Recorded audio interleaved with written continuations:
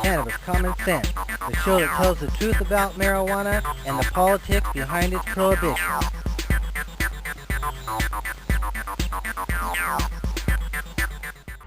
Hello and welcome to another exciting edition of Cannabis Common Sense. Tonight we welcome back an old friend and compatriot, Mike Bifari, who's down in Argentina, broadcasting from Cordoba, Argentina. We've broken that interview up into a couple parts, but he'll be back a little bit later on.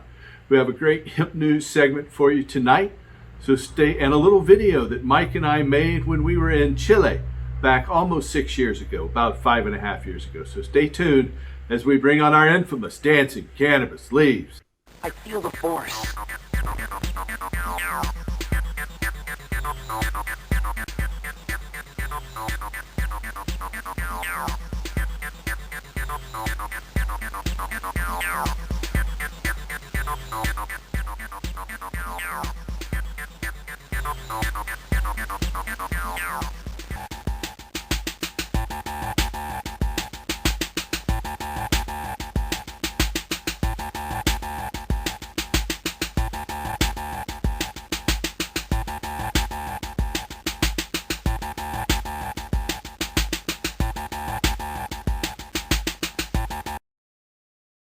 Okay, welcome back to Hemp News. The Attorney General of Colorado on Wednesday sent a letter urging congressional leaders to ensure that small marijuana businesses are protected from being overtaken by big tobacco and other major industries as federal cannabis reform legislation advances. Tell me about it. Attorney General Phil Weiser, a Democrat, wrote that his state, Colorado, is heartened to see efforts on Capitol Hill to end federal cannabis prohibition and create a regulatory framework that still empowers states to make their own policy decisions. But he expressed concerns about large corporations potentially gobbling up the industry if preventative steps aren't taken. Weiser specifically discussed the Cannabis Administration and Opportunity Act, CAOA, a bill to federally deschedule marijuana and promote social equity that's being sponsored by Senate Majority Leader Chuck Schumer, Senate Finance Committee Chairman, Oregon's own Ron Wyden, and New Jersey's Senator Cory Booker. The trio asked for public input on the proposal. Schumer, for his part, has emphasized that his bill will specifically seek to restrict the ability of large alcohol and tobacco companies to overtake the industry. Also in Colorado, Colorado voters will decide on an initiative this November 2021 that would raise marijuana taxes to fund programs that are meant to reduce the education gap for low-income students. The Colorado Secretary of State confirmed on Wednesday that the campaign behind the measure collected more than the required 125,000 valid signatures to make the ballot.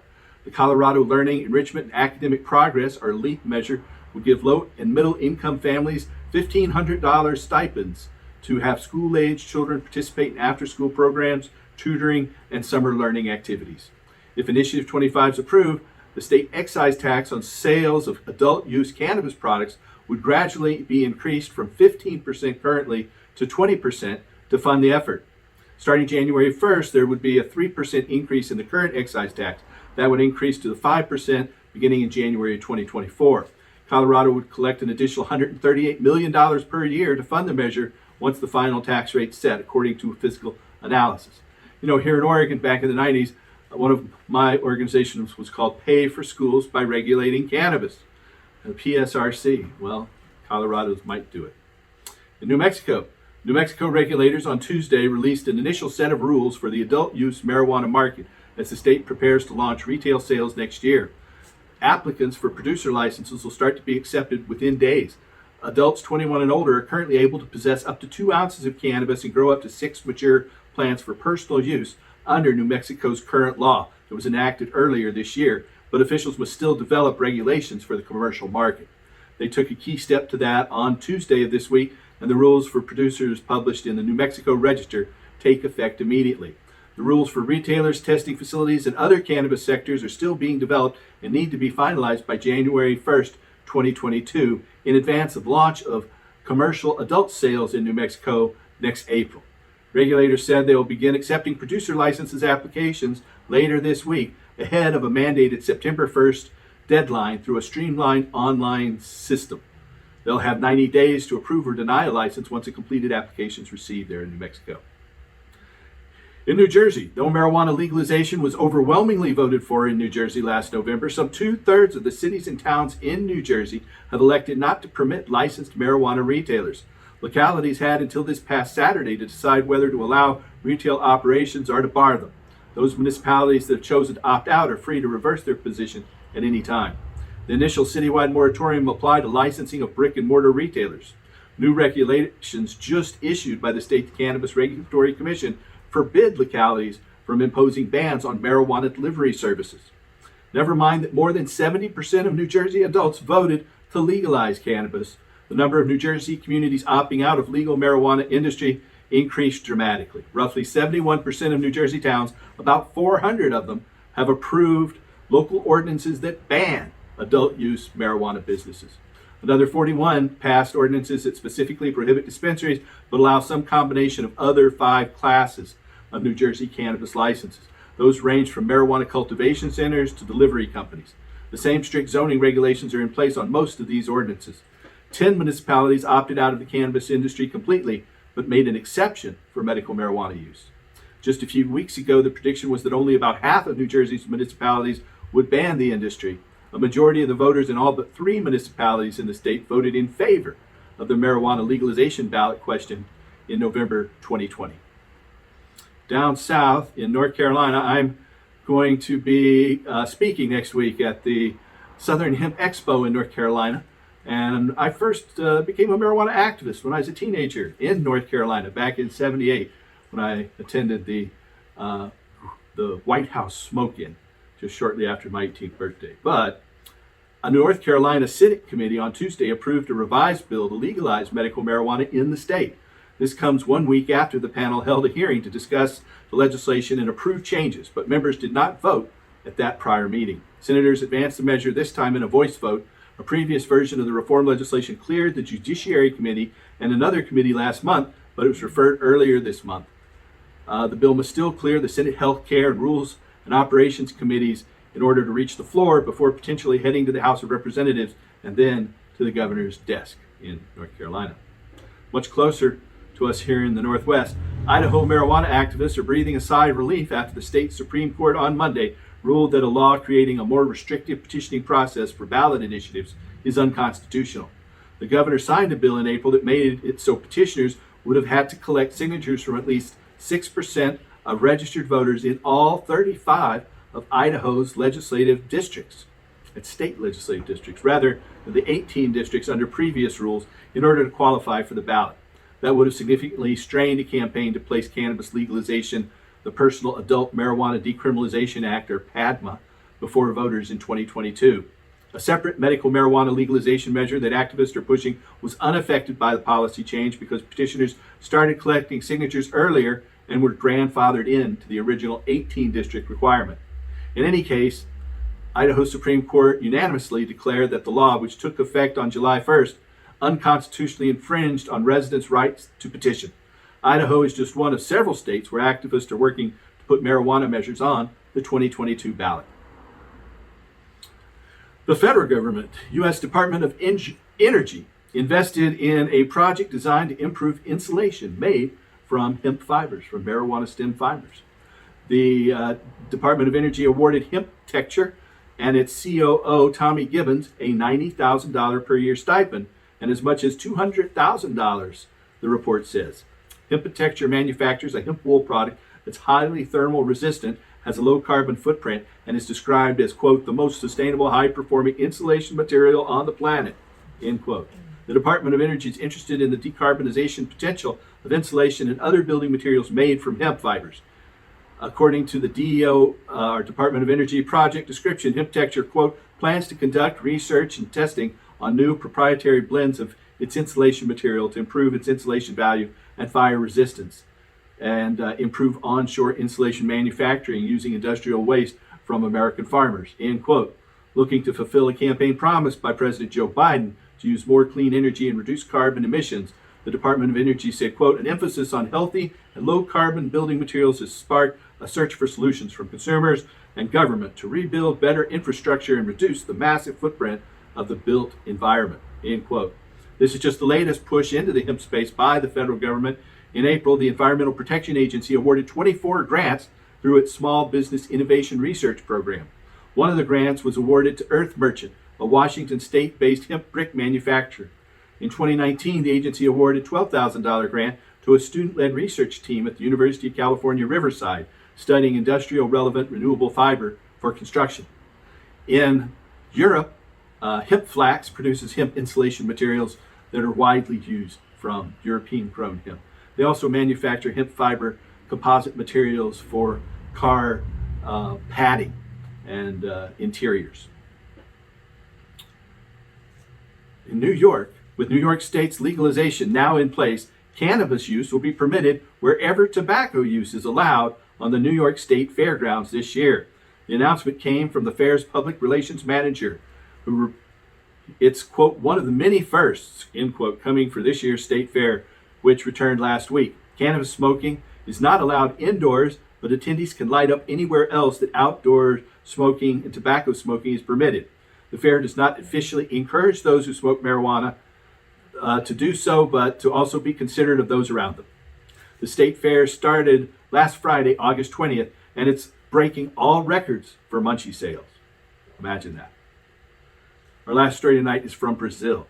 The daily administration of CBD is associated with lower levels of emotional exhaustion, anxiety, and depression, according to clinical trial data published in the Journal of the American Medical Association Psychiatry publication. A team of investigators affiliated with the University of Sao Paulo in Brazil evaluated the safety and efficacy of CBD treatment in a cohort of 120 frontline healthcare professionals. Half of the study's participants received 300 milligrams of CBD daily for a period of 4 weeks. Others did not receive the substance but received a placebo. The undergoing CBD treatment exhibited fewer signs of emotional exhaustion and burnout as compared to those subjects who did not. CBD consumption was also associated with less anxiety and depression. However, 5 of the subjects assigned to use CBD had to eventually drop out of the trial after suffering from severe adverse events, including elevated liver enzymes. The study authors concluded, quote, the randomized clinical trial found that the efficacy and safety of daily treatment with CBD, 300 milligrams, for 4 weeks, combined with standard care, was superior to standard care alone for reducing the symptoms of emotional exhaustion, anxiety, and depression among frontline healthcare professionals working with patients with COVID-19. Cannabidiol may act as an effective agent for the reduction of burnout symptoms among a population with important mental health needs worldwide, end quote. This study, the efficacy and safety of cannabidiol plus standard care versus standard care alone for the treatment of emotional exhaustion and burnout among frontline healthcare workers during the COVID-19 pandemic, a randomized clinical trial, appears in this month's edition of the Journal of the American Medical Association Psychiatry. That is the end of our Hemp News segment tonight. We have our interview coming up with Mike Bifari. Because of some technical difficulties, we have to break it in two. Mike's down in Cordoba, Argentina. Of course, he'll be talking more about that. I want to remind you that if you or a loved one are looking for a license in your state to obtain a permit to be a legal medical marijuana patient, so you can possess, use, and grow medical marijuana, we have a referral service. So please call us. If you have any other questions about marijuana, you can call us at 503-235-4606. Again, that's 503-235-4606. Stay tuned for that interview with Mike Bifari in Cordoba, Argentina, and help us restore hemp. Good night. Hey, I would like to welcome back to our show my good friend and compatriot Miguel Angel Bifari, Mike Bifari, who is down in Cordoba, Argentina. It looks like it's winter there, Mike. My pleasure to be back on the show, Paul. Well, we're getting out of the winter right now. You know, we're in August. Spring. It's the end of the winter. Spring is coming soon. All right. So things are changing there in Argentina a lot. I know that since you were on the show last about 9 or 10 months ago, now you're a legal medical patient there in Argentina. Isn't that right? Yes, it's true. You know, we've been having this movement pro-cannabis for many years now, but this last government they introduced some regulations on the medical law. We had a medical law since like about 5 years ago, and so they made these new regulations, and they have a list that's called Reprocan, which you can inscribe yourself and get access to medical cannabis. So they had like in the first few days they had several thousands. I think there are about 60,000 now. 60,000, and that's across all of Argentina. Yes, correct. Okay. And so, but when did that go into effect? When did they first open up that list?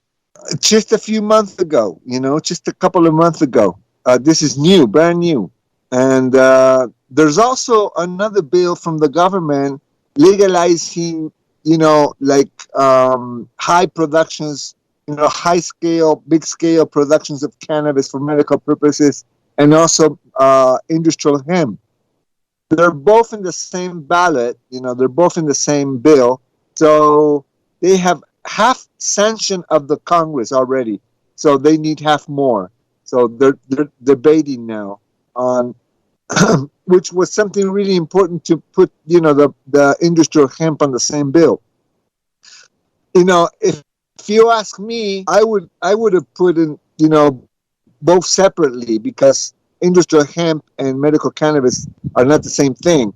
And industrial hemp doesn't have to go through, through these severe regulations like medical cannabis. But, what can we do? They put it on the same bill, and now we're waiting. I see. So under the current medical marijuana law, what are you allowed to do? Can you grow cannabis and possess? How much can you possess?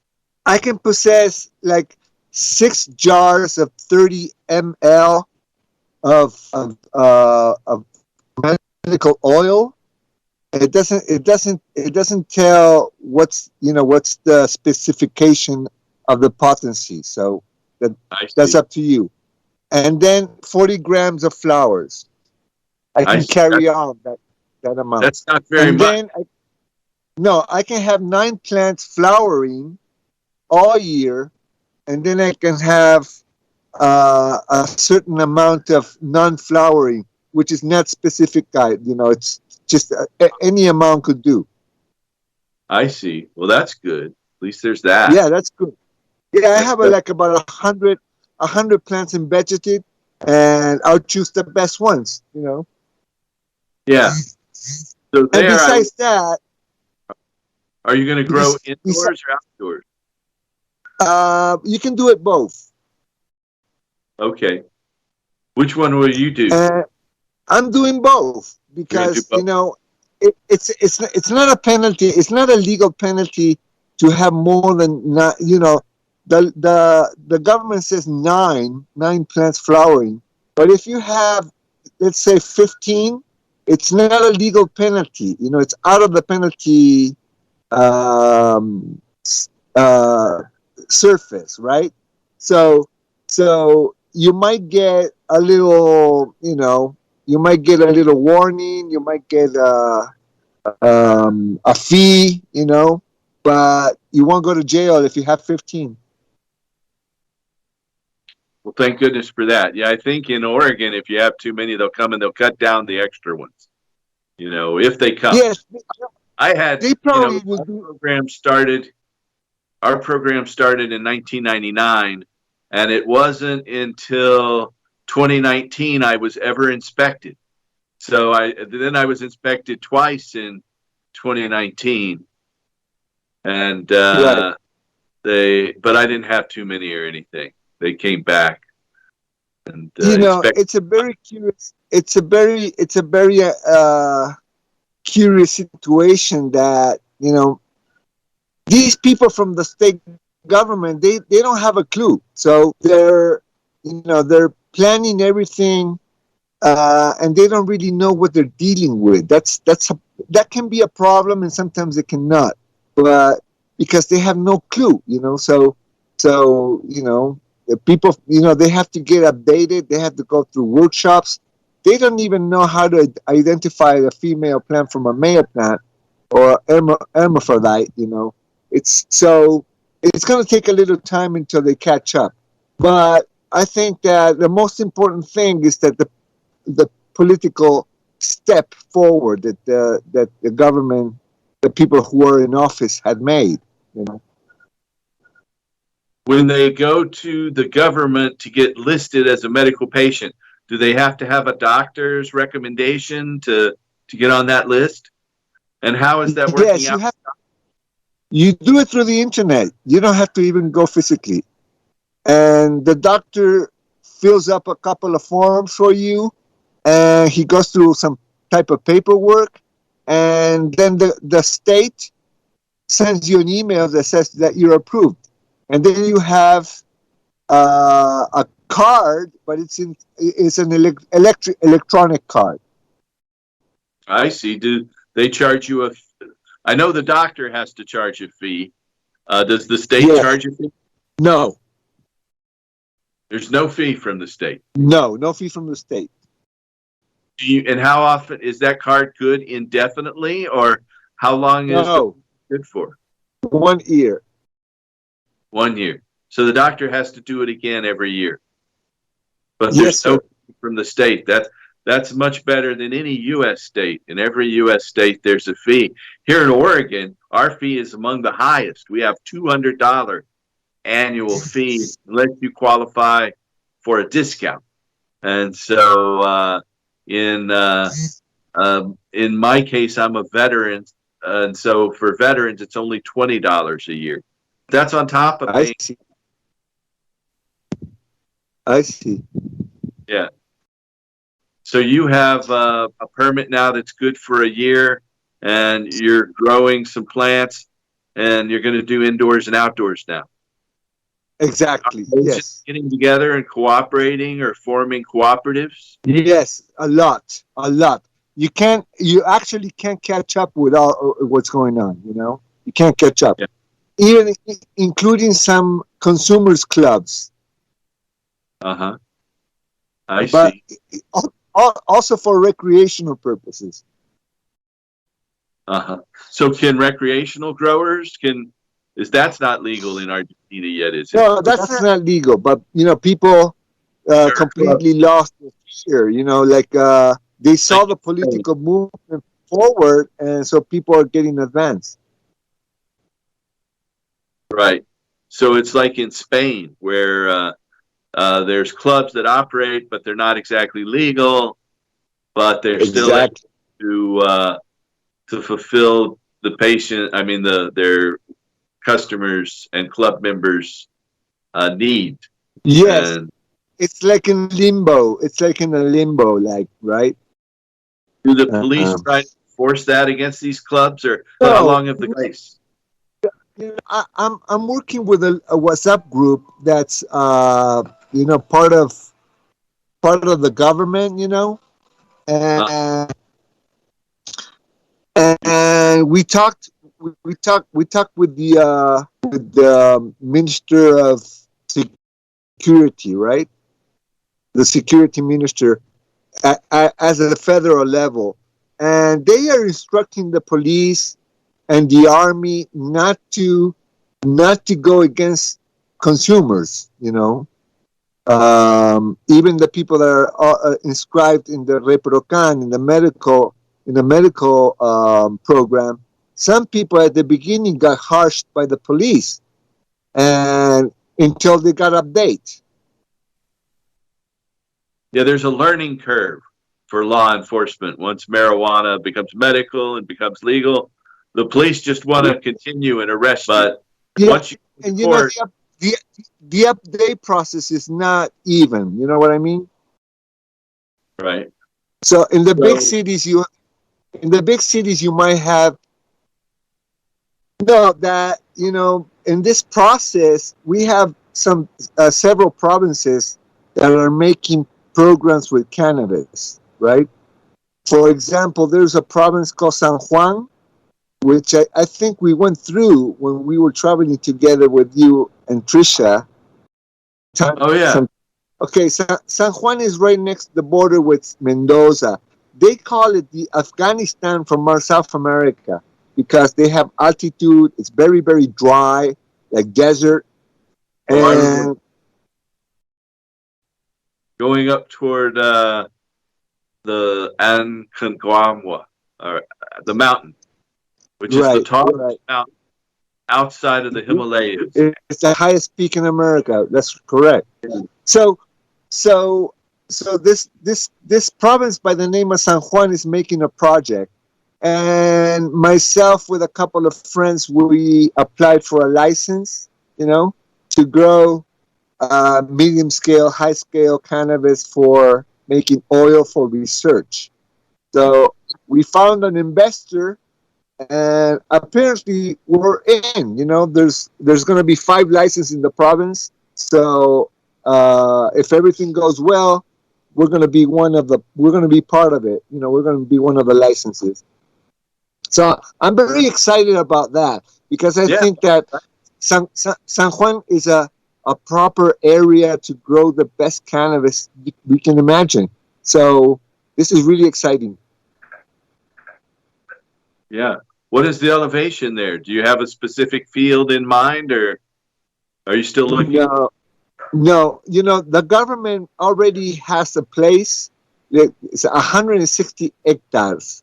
Okay. And it's in the middle of the desert. Yeah, that's about 100 acres. That's almost a square mile.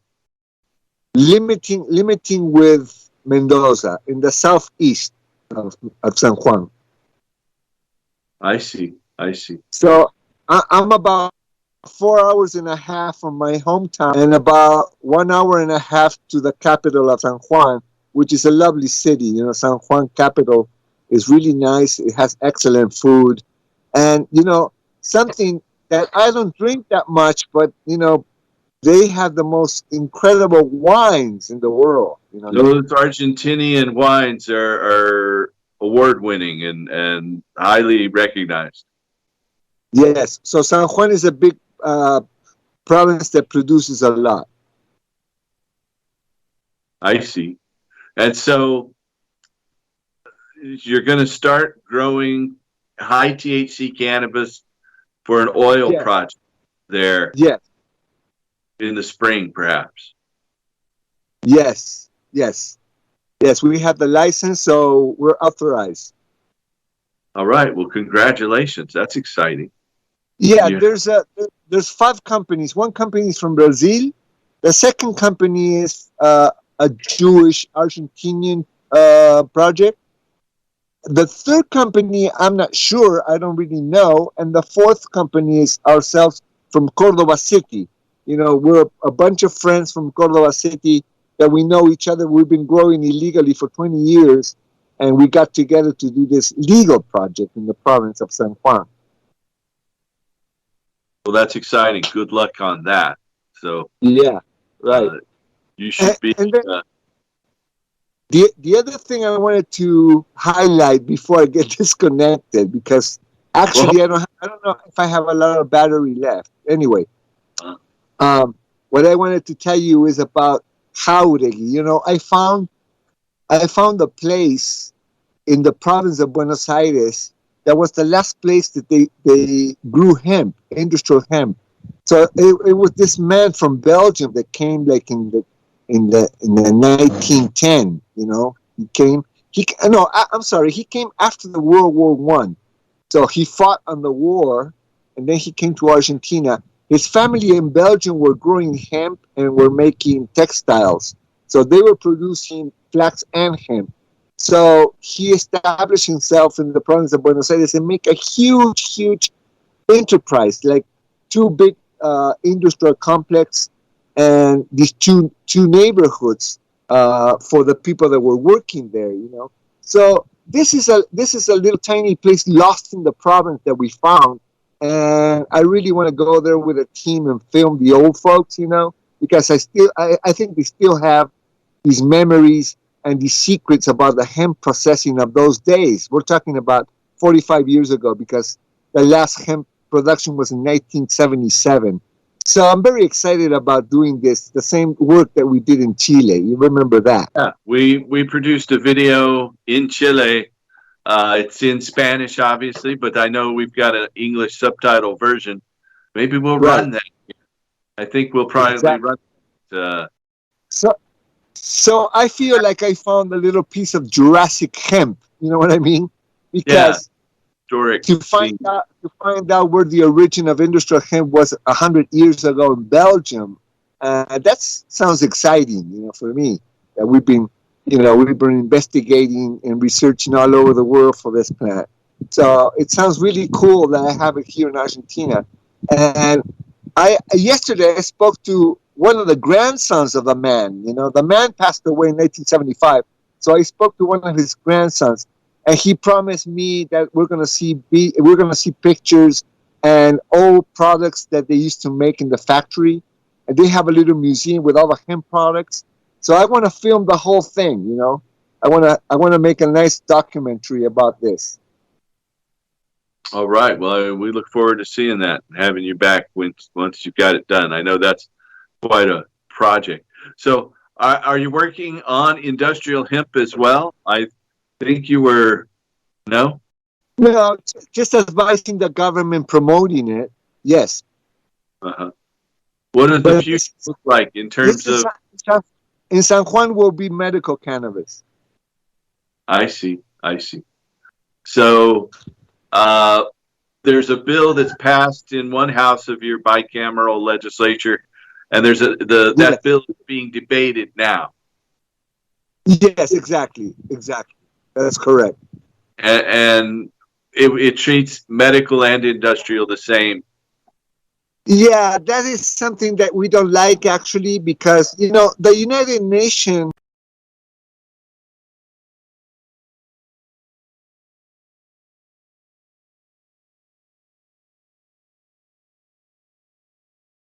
todos los valles centrales de Chile, el cultivo principal de todo esto era cáñamo hace 50 años atrás. Y ahora son viñedos, la mayoría son cultivos de uvas para hacer vino, es famoso el vino chileno en todo el mundo. El cáñamo en Aconcagua.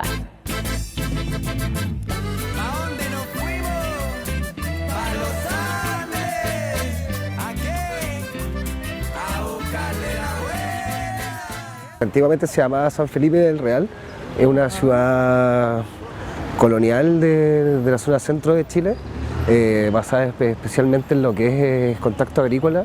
La relación con el cáñamo, que es la planta, cuyo nombre científico es Cannabis sativa, es desde niño. Es lo que yo viví en mi niñez, lo que vi. Ahí están los potreros llenos de cáñamo y nadie decía nada, pues nadie. Hectáreas inmensas, por decir 2, 3, 4 kilómetros que había que andar por entre medio de las plantaciones. Entonces nosotros las hacíamos para el lado, jugábamos, los creíamos Tarzán. Yo llegué el año 1945, trabajando ahí en la fábrica de los Andes, San Felipe, en la producción de cáñamo.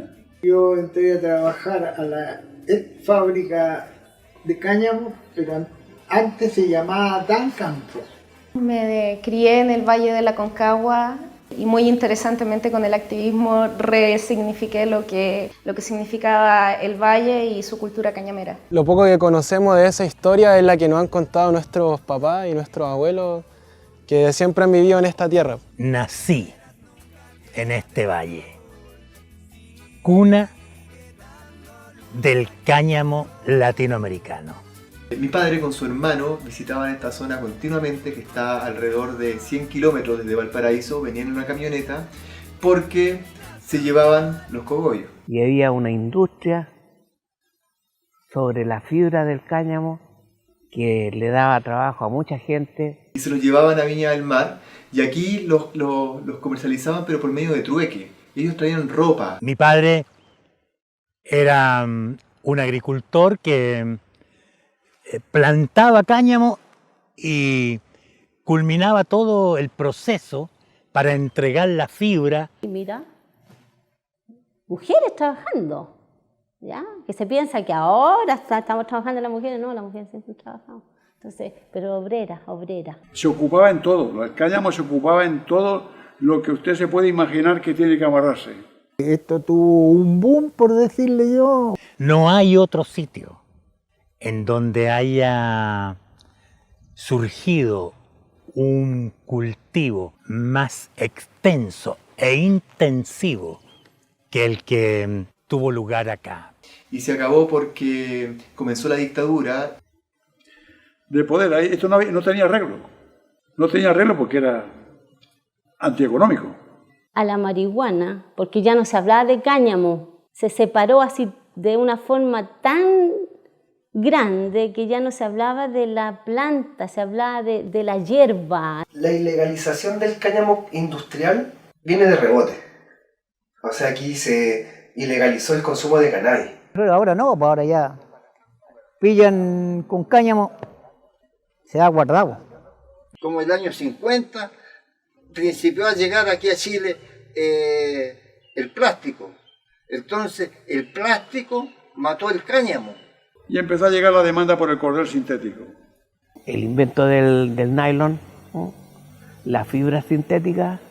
Porque si del cáñamo se hacía la soga, se hacía la mezclilla, se hacían los sacos, un saco duraba 15, 20 veces para envasar papa, morocho, trigo. Ahora usted compra un saquito plástico, dura una sola vez. ¿Qué hace el tipo?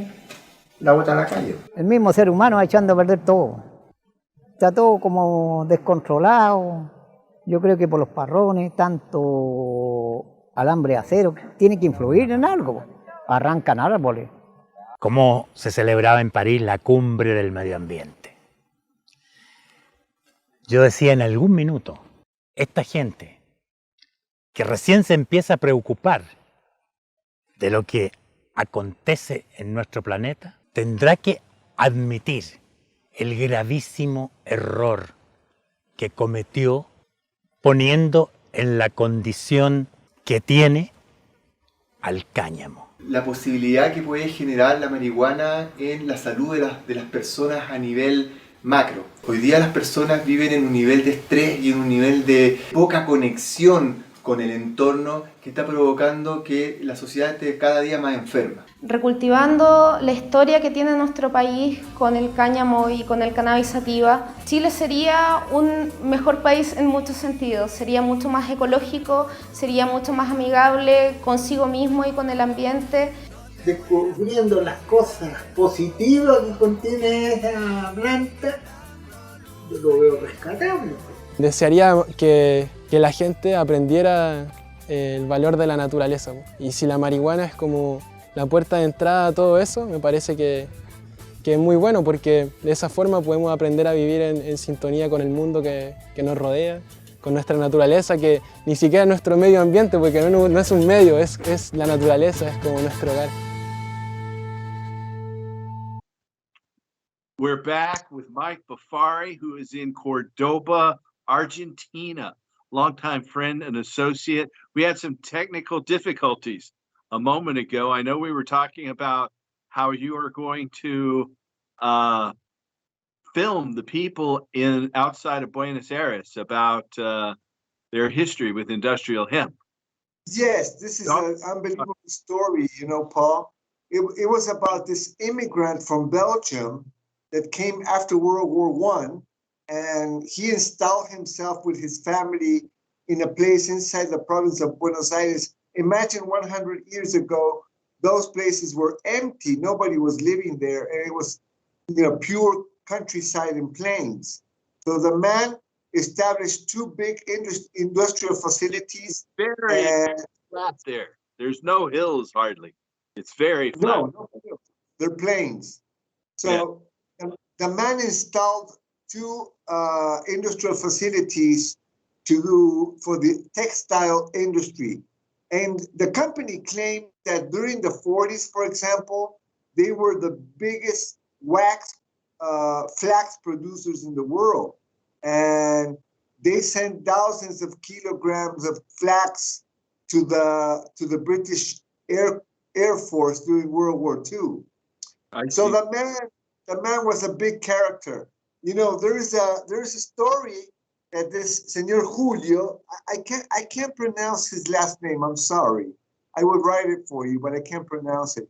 But Señor Julio, once, like in 1948, he went to see Evita Perón, the famous Evita.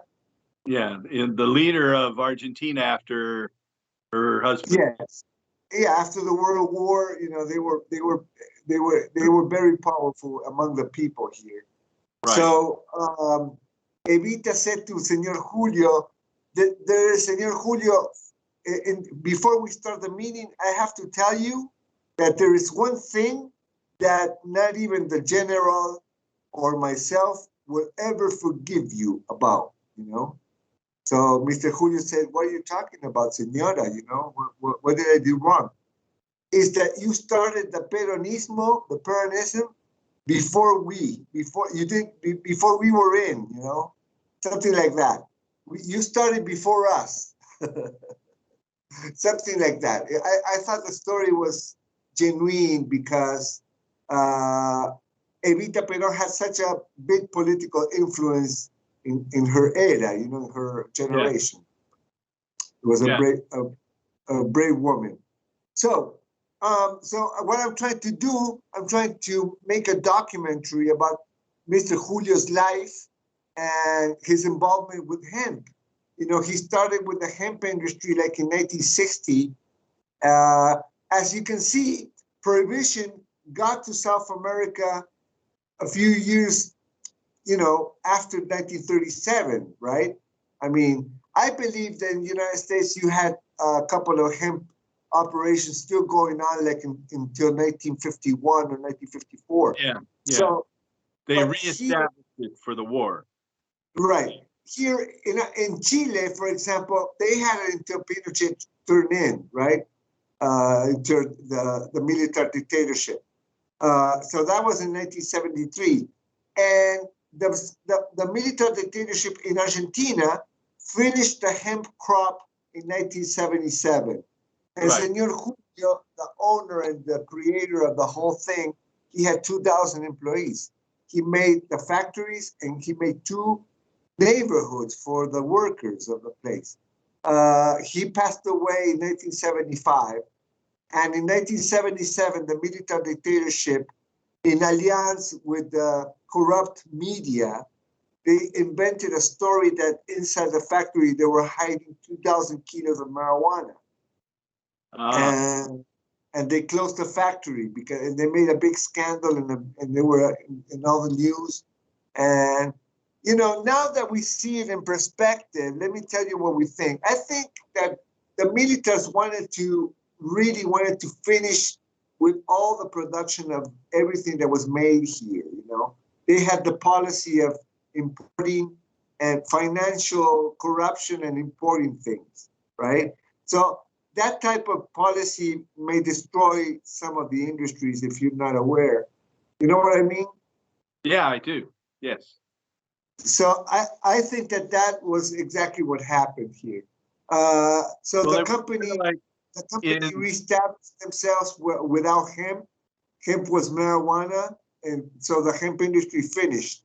And they finally closed definitely their doors like in 1995. Now, in 2006, they reopened it, but you know, then they reopened it as a different thing, as an industrial complex where different type of industries now gather together in the same place. But the point is that the whole place was made by Senor Julio, which planted 400 hectares of hemp for fiber since 1960 to 1977. And something really interesting is that they made these panels with the herds, you know, with the stock. So this was innovating by those days. You know the story better So it's than like I do. fiber board, but hemp fiber board.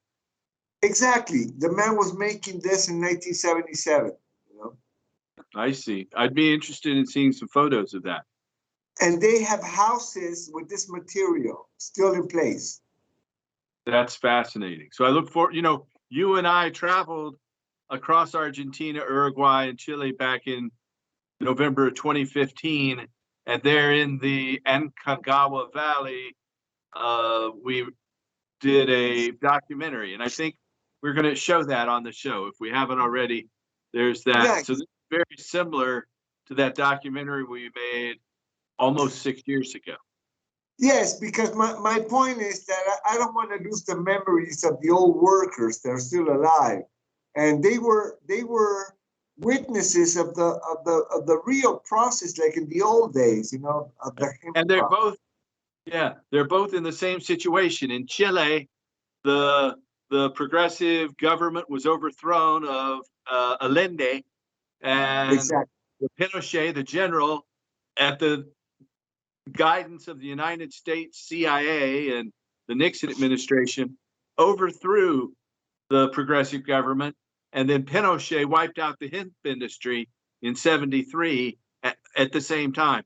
And the same thing happened in Argentina in 1977 when the CIA overthrew or helped local military overthrow the democratic government of Argentina.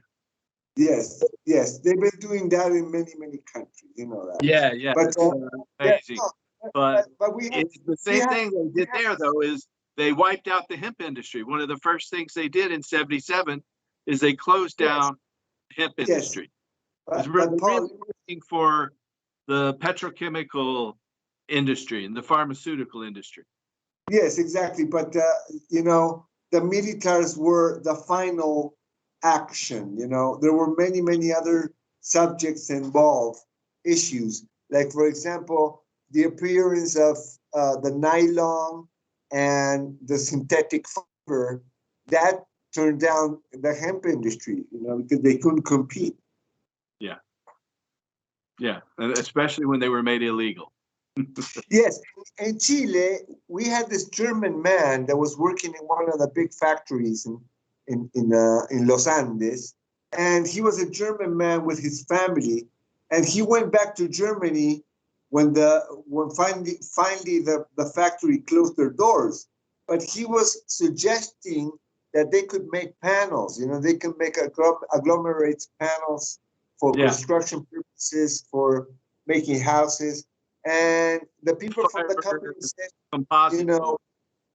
it's too late. We can't do nothing. The factory has to close. So the man returned back to Germany. So that was the only thing I ever heard about these panels. And now I discovered that in Argentina, from 1920 to 1977, Mr. Julio was running a factory that were making panels with the straw and hemp waste, So this is really interesting. So if someone wants to contact you about helping on that project, what's the best way to get in touch with you, Mike? Well, I have an email, it's Mike Bifari, like my name, Mike Bifari, number 1010 @gmail.com. I'm sure Bill will input that on the screen there. That's one thing. So we were also talking about the law that's passing for hemp and cannabis, or hemp and medical cannabis there. Yes, we are celebrating about it because for so many years we've been illegal, and now we're getting like the satisfaction of being legal, Right. The pleasure of legality. But anyways, my only complaint is that, as you know, United Nations demands that if you grow psychoactive, you have to have an institute of regulation, of monitoring what you're doing. Yeah, that was one of the ideas behind our initiative in 2012. Yes, that's for psychoactive. So hemp doesn't have to be in that category, Yeah, and medical can be separate too, I believe. Yes, because hemp has nothing to do with the medical purposes. Even though that many people are telling, no, with these varieties of hemp, you can also extract CBD. But nowadays we have these CBD varieties that are for that purpose, only for that purpose. And then we have hemp samples that are rich in the biomass and hemp seed oil. So it has nothing to do with the medical regulations, So this is my only complaint, but I'm not the only one. I mean, many people that we've been advocates for so many years are saying the same thing. But anyways, that is just nothing compared to the satisfaction that we have that the government is finally making the proper political steps, towards legalization. So you're going to have a meeting with the former president, perhaps, talking about in soon. September. And me and a couple of friends, we've been invited. I've been collaborating with the government in advising them with everything concerning hemp. So my idea is to bring to the table of the lady or whoever is there from the officials from the government, display all these objects made out of hemp, so we can make a real show there, like showing them all the benefits, like they're, face to face. That would be great, to have the opportunity to speak with them will be absolutely fascinating. So you're working on the project up in the desert to grow medical cannabis and make oil as well. And so you're going to be pretty busy in the next few months. I am completely busy the last few months already, I've been very busy. Yeah. What do you think next in conjunction with that in terms of the government? I made a presentation like 1 year ago in September 2020. And me and another friend by the name of Diego Bertone, which is a agronomic engineer, ingeniero agrónomo. We both made two presentations for the government. And 2 days after that, the people from the government came to us and said, look, your presentation had a big impact and Mr. President saw it. So everybody is on board with 2 ministerios. They want you guys to make projects. They want to go ahead with hemp. So that was great. I never had such an experience like that before.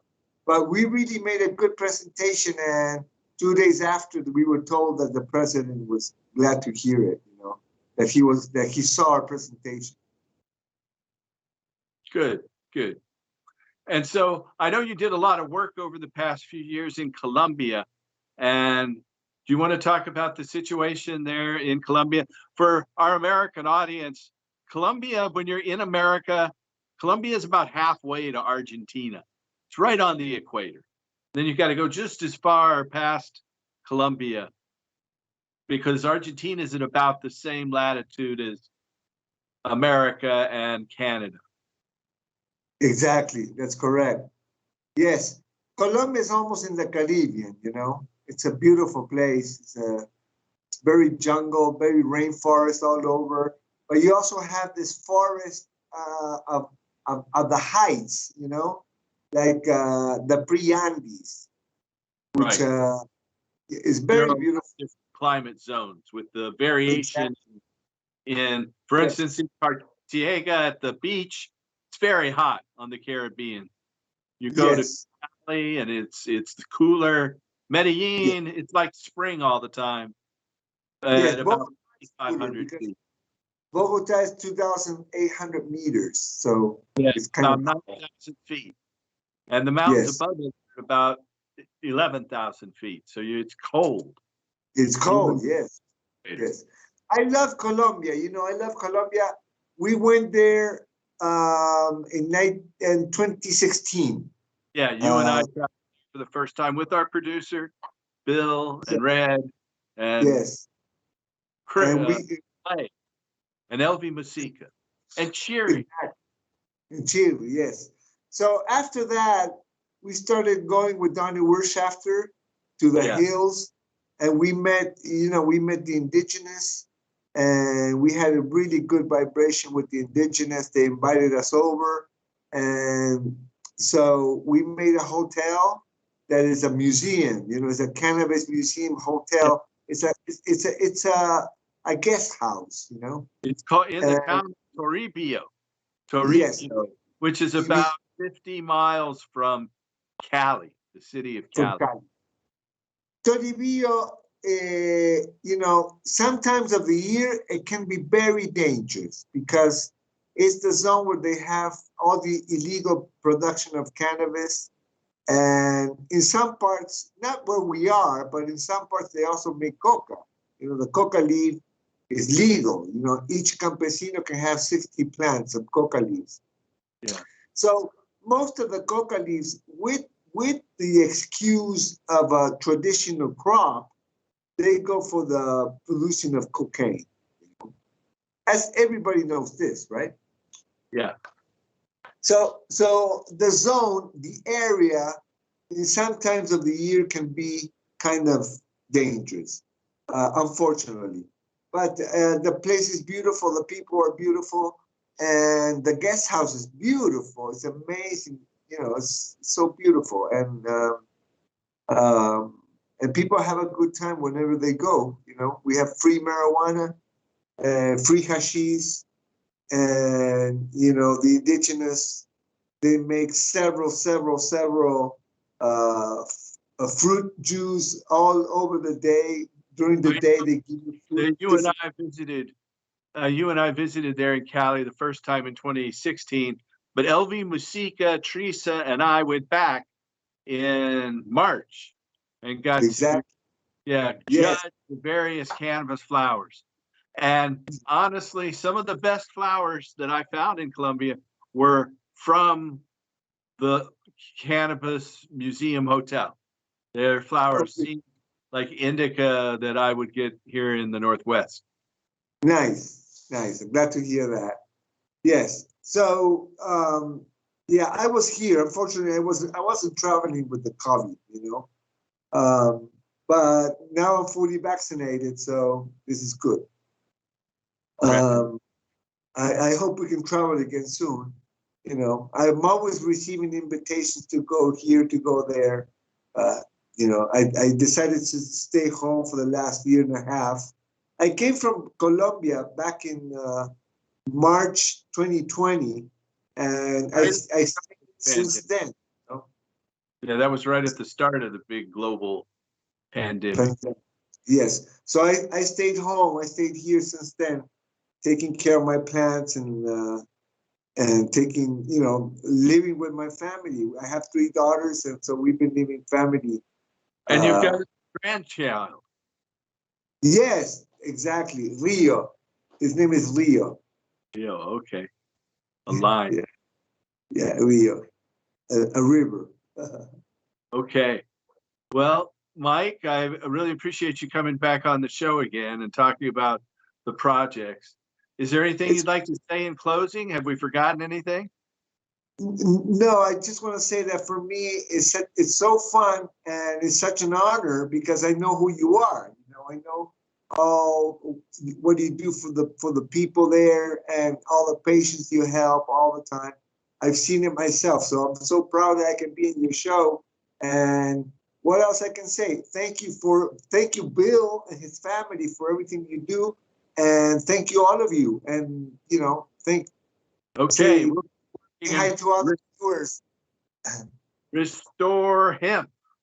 Restore hemp.